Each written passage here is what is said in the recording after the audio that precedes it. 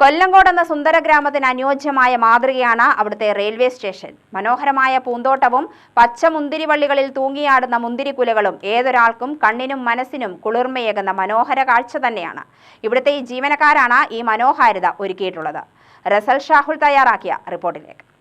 പ്രകൃതി അറിഞ്ഞു നൽകിയ ഗ്രാമത്തനിമയും മണ്ണറിയുന്ന കർഷകന്റെ അധ്വാനഭാരവും കൈമുതലാക്കിയ ഗ്രാമീണരുടെ ഉൾക്കരുത്താണ് കൊല്ലങ്കോട് എന്ന ഗ്രാമത്തെ രാജ്യത്തിന്റെ നെറുകയിൽ സുന്ദര ഗ്രാമമാക്കിയത്.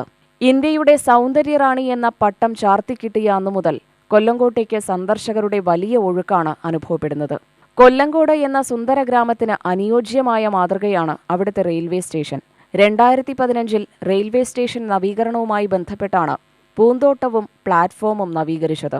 ആ സമയത്താണ് ഒരു മുന്തിരിവള്ളി നട്ടുപിടിപ്പിക്കാൻ ജീവനക്കാർ സന്നദ്ധരായത്. തുടർന്ന് അങ്ങോട്ട് ഓരോ ഉദ്യോഗസ്ഥനും ഇടതടവില്ലാതെ അതിനെ പരിപാലിച്ചു പോന്നു. 2ാം വർഷത്തിൽ കായ്ഫലങ്ങൾ ലഭിച്ചു തുടങ്ങിയതോടെ പന്തലിട്ട് സംരക്ഷണ വലയം തീർത്തു. പിന്നീട് ഓരോ വർഷവും 15 മുതൽ 20 കിലോ വരെ മുന്തിരി വിളവെടുപ്പ് നടത്താറുണ്ടെന്ന് സീനിയർ സ്റ്റേഷൻ ഓഫീസർ UTVയോട് പറഞ്ഞു.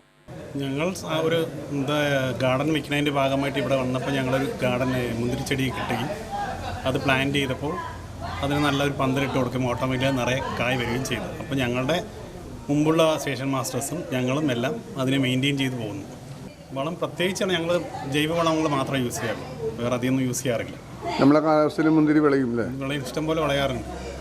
നിയർലി 10-15 കിലോളം ഉണ്ടാവാറുണ്ട്. ഇപ്പോൾ എത്ര വർഷം ഉണ്ടാവും? ഇതൊരു 2015 തൊട്ട് തുടങ്ങിയാണ്. 15 പ്ലാൻ ചെയ്തത്. കായ്ക്കാൻ ഒരു 2 വർഷം കഴിഞ്ഞാൽ കായ്ക്കാൻ തുടങ്ങി. പക്ഷികളും അണ്ണാനും ഭക്ഷണമാക്കിയതിനു ശേഷമേ വിളവെടുപ്പ് നടത്താറുള്ളൂ എന്നത് കാർഷിക സംസ്കാരത്തിന്റെ അർത്ഥം ഉൾക്കൊണ്ടുകൊണ്ടാണെന്നും അദ്ദേഹം അഭിപ്രായപ്പെട്ടു. അപ്പോൾ കുറേ ശരിയാണ് ഇപ്പം നിറയെ കാവുന്നുണ്ട്. പക്ഷികളധികം കൊണ്ടുപോകുന്നു, നമ്മൾക്ക് കിട്ടുന്നത് കുറച്ച് കുറവാണ്. എന്നാലും പക്ഷികളെ അണ്ണാനും കുറേ കഴിയുമ്പോൾ അവർക്കൊരു ആഹാരമായല്ലോ. UTV news, Palakkad.